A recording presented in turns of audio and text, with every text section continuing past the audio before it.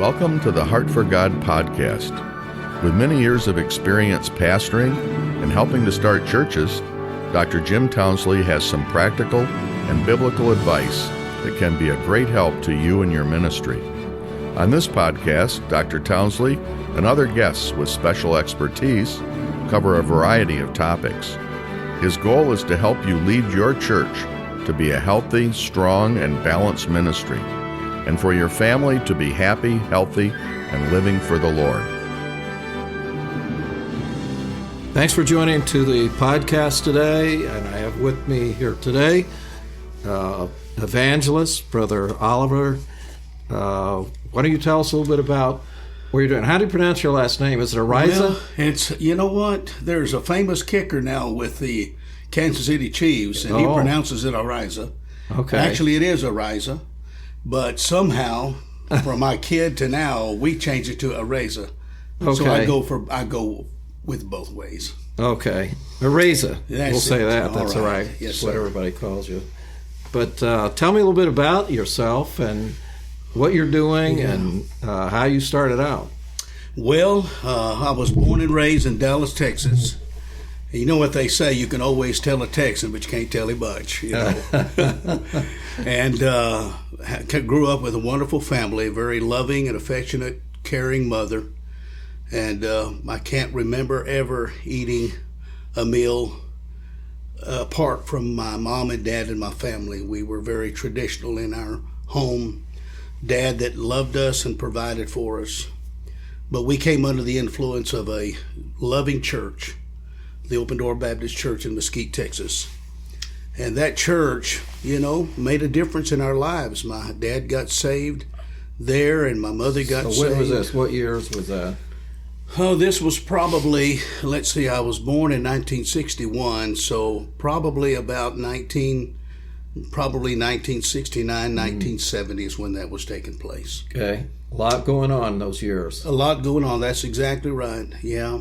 And but they made an impact. They showed interest in our family. My uncle, my mother's brother, had gotten saved previously. And my uncle, Joe Perez, he was a musician, gifted musician. And our church had some troubles. And he went with the pastor up to North Texas and started Central Baptist Church, and he was his song director. We didn't go up there, so my mom and dad got lost in a shuffle with this church issue. And then the pastor came back about 5 years and found my dad. I remember the day like if it was yesterday. Brother Townsley, we were working outside. I was just a little kid, but we were just working outside with my dad around the house, and a car drove by, and I noticed that my dad made eye contact with the driver. Then I saw the back light, the tail lights, brake lights come on, and that car backed up. And man, that was the change. My mom and dad weren't really ready to come back to church immediately, but I started riding the Sunday school bus. And I didn't come from a home that lacked love. My mom and dad loved us and cared for us, and my dad was a tremendous provider, but there was something about a bus captain's love that just drew us in. And so got my salvation nailed down at the age of 15, made a professional. I was young, and I don't know whether I got saved or not. I just knew that I didn't have the assurance that God's Word talked about. And I'm thankful for that experience, so, Brother Townsley. I feel like that experience, whatever it was as a child, it kept me very close to the people of God. Maybe God used that to keep me from roaming and, you know, just like we say, sowing wild oats. And 15, I got saved. Kind of like you, I got called to preach. I didn't even ever make a call public because I got saved. And I just knew I was supposed to be a preacher and got busy and doing those kind of things. You volunteered. Yes, sir. Yeah. Wow. So did you go right away after high school to Bible college and get training, or? Yes, sir. I started traveling with Evangelist Joe Boyd when I was at first traveled when I was 14. And Brother And how Boyd many years did you do that? I did that for 8 summers. I worked as the Dean of Men for 2 summers with Dr. Boyd. And he took a whole group. He took a whole group. There were as many as 20 when I went with Brother Boyd. That was an event. Traveled all over. I mean, can you imagine the problem we could have caused Brother Boyd? But I'll tell you what, you talking about a man that loved preacher boys. Good night. He loved preacher boys. And I remember seeing Brother Boyd. There are times that I would stay later or do other things with him. And I'd see Brother Boyd read his Bible on his knees in the back of the bus. And I'd hear Brother Boyd pray. And, Brother Boyd was he memorized the whole Bible with his own system of acrostics. He had an acrostic outlet. He was a very analytical. Kind of reminds me of the way you are, just analyzing things. That's the way he was. He was a CPA. Now, there's some people maybe listening to this. There's a lot of young people listening to podcasts. They may not know who Joe Boyd is.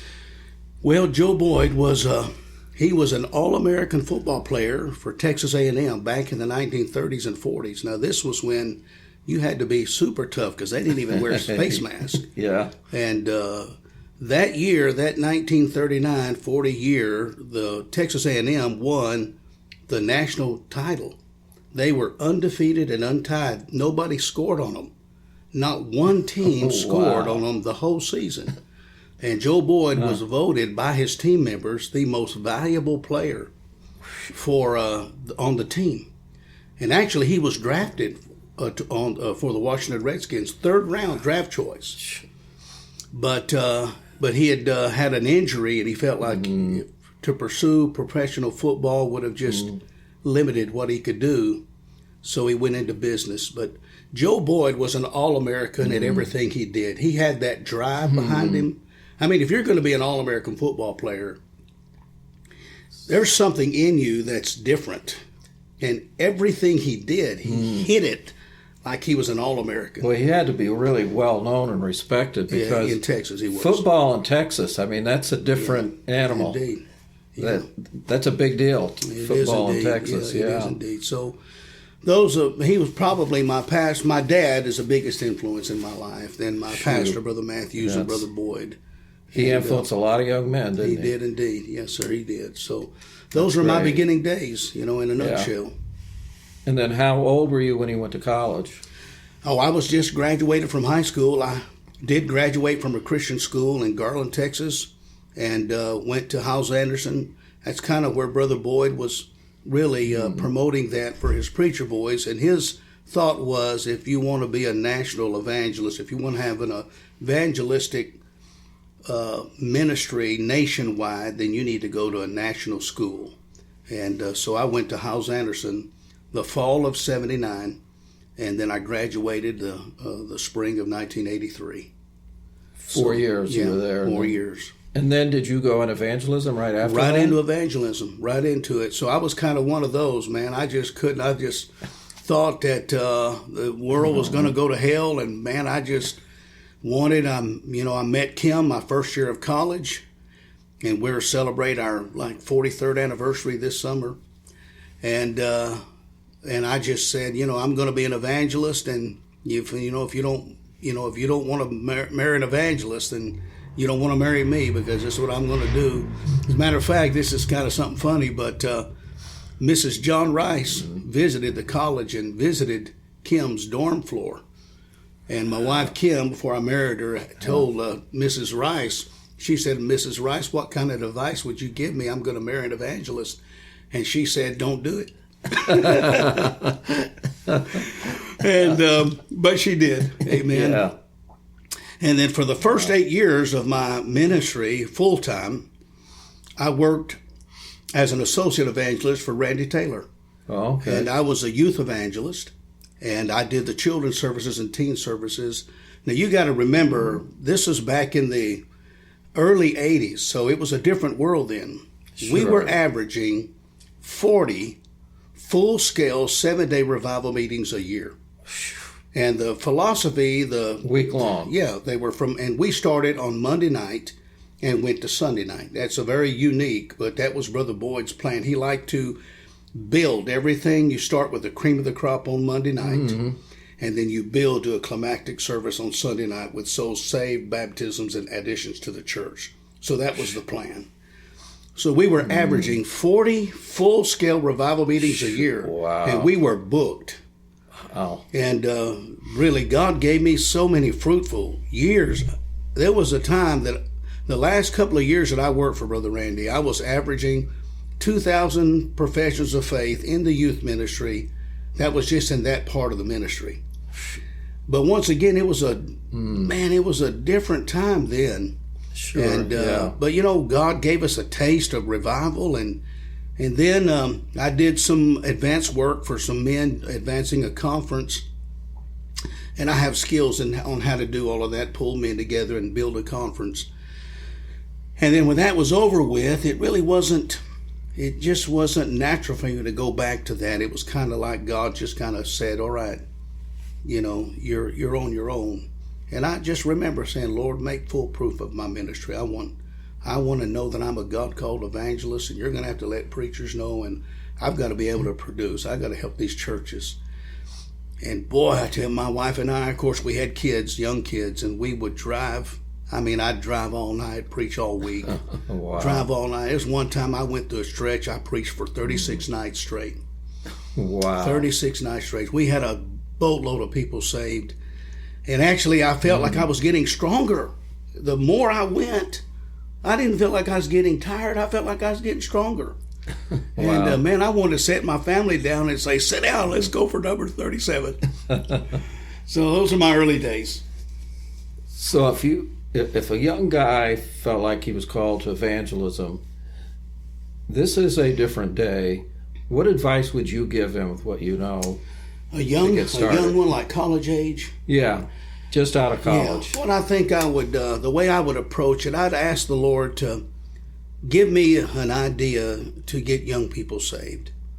Because you have to have a way to provide for your family. You have to have a way to bring income in. And, Brother Boyd taught us, you ask for a travel expense, and then you ask for a love offering. Now, nothing is contingent upon that. We're going to go no matter what. But we do ask for travel expense and then love offerings. So I did a lot of youth rallies, and my family was with me. And adults will pay. A pastor will pay. If you can come in and help their church with young people, sure, okay, they will do it. So I put together packages and plans. I had this thing called Operation Soulstorm. And it was an aggressive campaign that was exclusively for teenagers. And my objective was to, if they'd never won a soul to Christ, we want to get them to that point if they want to. Okay. If they've never had a convert walk down the aisle to make a public profession, let's get you to that point. If you've never had a convert baptized, let's get you to that point. So those were my objections going into that. And I just created this plan, and pastors let me come and do it, and the plan produced. And I remember one time I was preaching for Brother Jeff Fugit, did an Operation Soulstorm here years ago, and one service there were 36 teenagers leading people to the Lord at the altar. 36. Wow. And but that's what it was designed to do. So if they're starting out, I would say ask the Lord to help you get something to get traction, and something that is going to produce, and that you can see people saved and baptized and added to the church. And then I would ask them to follow up, because I'd teach them these concepts on how to get people to church and follow up. And then I'd say, now, what I want, the ideal thing is, do this once a month. What we have done this week, do it once a month, and let your preacher boys preach. And the churches that did it, most of the time, just attrition, they fall off. But churches that did do that, man, it helped the preacher boys. It helped the baptisms, everything. It was just a blessing. Now, do you have any of that material in written form, or I have it in my files. I've never published it, but it's certainly available. I'd be glad to share it. Have you taught that at any Bible college or anything? I've never been asked to do it. I'm asking. We'll get you to come and teach on that at New England Baptist College. Listen, my wife and I, now remember, it was a little bit of a different environment then, but my wife and I could handle 300 kids by ourselves. So all these things were taught to me by Evangelist Joe Boyd, and then you always put your own personality to them. You don't want to be mechanical. You learn these things, and then you adapt it to make it fit you, so you're not plastic. You're just not, just doing something that's not you. And so, for 8 years, I preached over 5,000 sermons to junior kids. Well, some of these guys start out, they feel called to be an evangelist, and I don't doubt them. But they start calling preachers, hey, can you have me for this meeting, that meeting? I like the idea that working with young people, like when we started our church, it was really more geared to teenagers than it was adults. So young evangelists starting out, that would be a good plan to find a way to appeal to teenagers or young people or children and to challenge them about surrendering their life to the ministry. And I think there's a need for that today. There are young people looking for something that has some purpose to it. Yeah. Well, I still have, every now and then, I have a soul winning card that I used for this, and every now and then somebody will send me a picture of like the first soul winning card that I ever made. And Wow. They'll say, I have this in my Bible. And Brother Tan, we're talking about like 30 years ago almost, 25, 30 years ago. And I led my first soul to Christ. I walked my first convert down the aisle. You see, most people, they just never take it to that second step to where they know what it's like to see a convert baptized and see a convert stay. And that is a whole nother level of evangelism and church work that you just need to develop a taste for it. Sure, yeah. Taste it, Well, I appreciate what you've been doing. And, man, how long have you been in evangelism now? 43 years. 43 years, yeah. Wow. You look back and you think, is that possible to be that long? It just goes by quickly, doesn't it? It ever? But, now looking back, I can see the hand of God and it's just mind-boggling.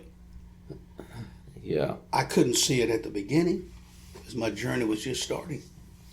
But, but now that I've been at it a while, I look back and it's like, dear Lord, I would have never even imagined that you would have let me do this.